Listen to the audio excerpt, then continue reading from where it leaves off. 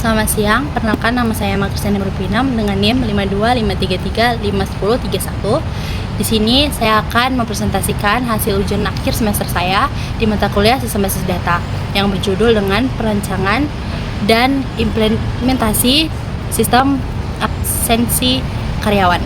Jadi di sini di bab 1 latar belakang. Jadi latar belakang ini di era digital, perusahaan membutuhkan sistem informasi yang lebih cepat dan akurat. Nah, di sini salah satunya data yang paling penting adalah data absensi dari karyawan. Yang ketiga itu adalah absensi dari kegunaan untuk penilaian kedisiplinan, perhitungan gaji, pemberian tunjangan, evaluasi kinerja. Yang keempat adalah sistem manual yang memiliki banyak kelemahan. Yang pertama itu data mudah hilang, terjadinya kesalahan pencatatan, duplikasi data, sulit membuat laporan. Jadi oleh karena itu, kebutuhan dari sistem absensi ini berbasis dengan database. Jadi kesimpulannya itu, database data yang dapat tersimpan secara aman, terstruktur, dan mudah diakses kapan saja. Yang kedua, permasalahan yang saya ingin sampaikan itu ada 3. Yang pertama itu bagaimana merancang basis data yang baik untuk sistem absensi karyawan. Yang kedua, bagaimana menyimpan data kehadiran secara berstruktur. Yang ketiga, bagaimana menghasilkan laporan absensi dengan cepat dan akurat.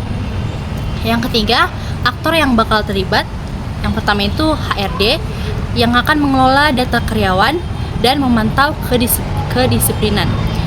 Yang kedua, administrator. Administrator ini mengelola database dan memiliki akses penuh terhadap sistem. Yang ketiga, karyawan. Karyawan ini melakukan absensi setiap harinya. Yang keempat, kebutuhan data. Kebutuhan data ini sistem yang menggunakan beberapa data utama. Yang pertama itu departemen. Yang terkait dari departemen itu ada ID departemen dan nama departemen. Yang kedua, jabatan. Jabatan ini memiliki ID jabatan, nama jabatan. Yang ketiga ada karyawan. Di karyawan ini ada ID karyawan, nama, jenis kelamin, alamat, dan nomor telepon. Yang keempat ada shift kerja. Shift kerja ini ada ID shift, nama shift, jam masuk, dan jam pulang. Yang kelima ada absen. Jadi absen ini ada ID absensi, tanggal, jam masuk, dan juga jam pulang, status kehadiran. Nah,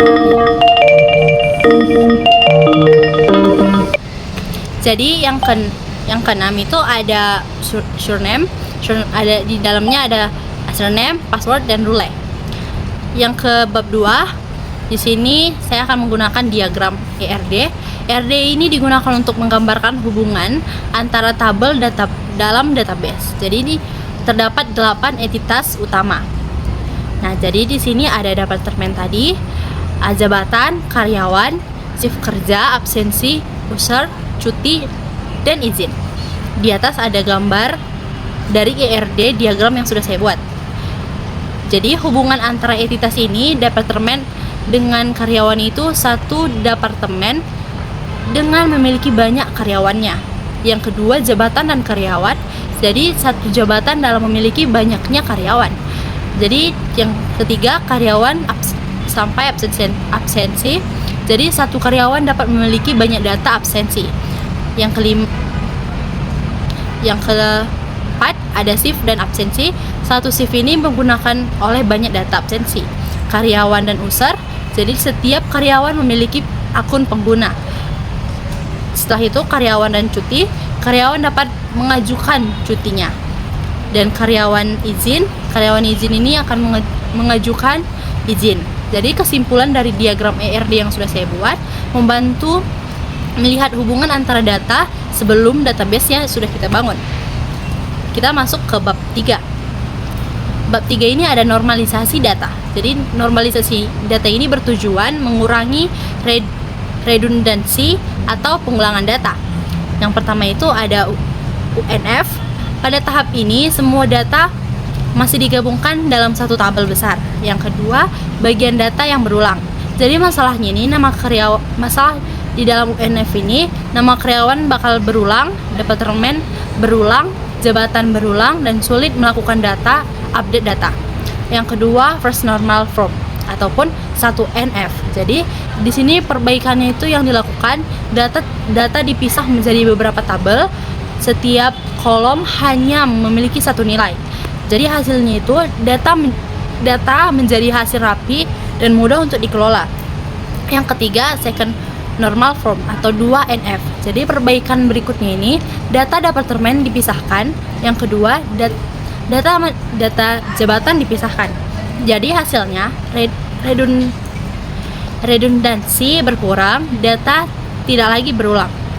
Di sini kita masuk ke tahap keempat, tahap akhir dari normalisasi. Jadi hasilnya ini database terdiri dari departemen, jabatan, shift, karyawan, absensi, usher, dan juga cuti dan izin. Jadi kesimpulannya, database sudah terstruktur, efisien, dan tidak menjadi redundansi yang akan berkelebihan. Jadi di sini bab 4, transformasi ke model relasional. Jadi di tahap ini juga kita ubah dia menjadi tabel relasional. Jadi ada 8 tabel di sini, yaitu 1 departemen, 2 jabatan, 3 shift, dan 4 itu karyawan, 5 absensi, 6 usher, 7 cuti, dan 8 izin. Jadi ringkasan itu jumlah tabelnya itu ada 8, primary key-nya itu ada 8, void key-nya itu ada 7, relasinya ada 7. Jadi model relasional menunjukkan bagaimana tabel saling berhubungan menggunakan primary key dan foreground key. Yang kelima, implementasi database.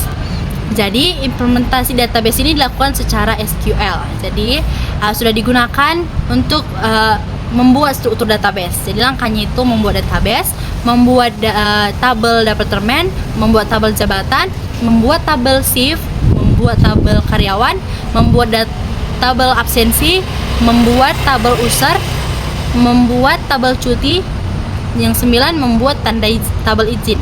Jadi di sini DML yang sudah saya buat, jadi digunakan mengisi data ke tabel. Jadi di sini ada 3 data departemen, 3 data jabatan, 2 data shift, 10 data karyawan, dan 10 data absensi, 2 data izin, 2 juga data cuti.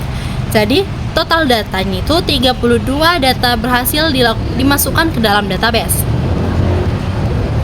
Jadi di sini kita masuk ke bab 6, implementasi query dengan SQL. Jadi bagian ini menunjukkan bagaimana data yang diambil dan kita olah menggunakan aplikasi SQL. Jadi di sini ada 5 query select yang sudah kami buat. Jadi yang pertama ini adalah query pertama yang menampilkan seluruh data karyawan. Nah, jadi yang kedua, query kedua itu menampilkan seluruh data departemen. Yang ketiga menampilkan seluruh data absensi. Dan query keempat menampilkan nama dan nomor telepon karyawan. Query kelima itu menampilkan seluruh data shift kerja.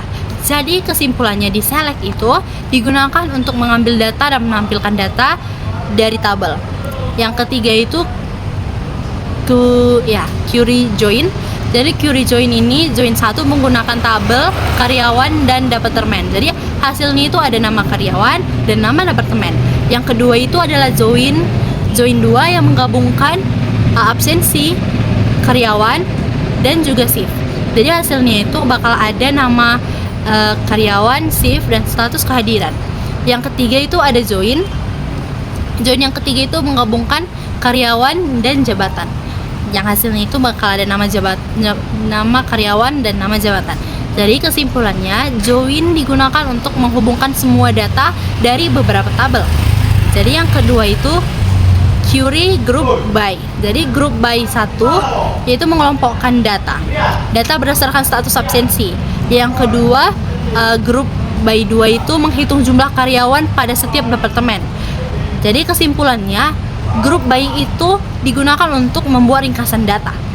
Nah, kedua itu query order by. Jadi order by 1 itu mengurutkan nama karyawan dari A sampai Z. Yang kedua itu order by 2, mengurutkan data absensi berdasarkan tanggal terbaru. Jadi kesimpulannya, di order by itu digunakan untuk mengurutkan data agar lebih mudah dibaca. Nah, jadi penutup dari semua ini, penutup dari yang sudah saya bahas, dari hasil perancangan dan implementasi yang sudah saya lakukan dan dapat saya disimpulkan, sistem absensi karyawan berhasil dirancang menggunakan konsep basis data.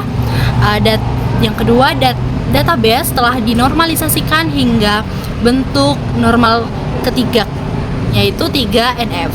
Yang ketiga itu terdapat 8 tabel yang saling berhubung menggunakan prima key dan 4 key.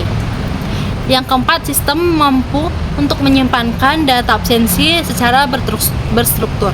Yang kelima itu, query SQL yang sudah saya buat dapat digunakan untuk menampilkan, menggabungkan, mengompolkan, dan juga mengurutkan data yang lebih mudah. Sekian dari presentasi saya. Terima kasih atas perhatian Bapak Ibu. Bila ada salah kata, saya minta maaf. Terima kasih.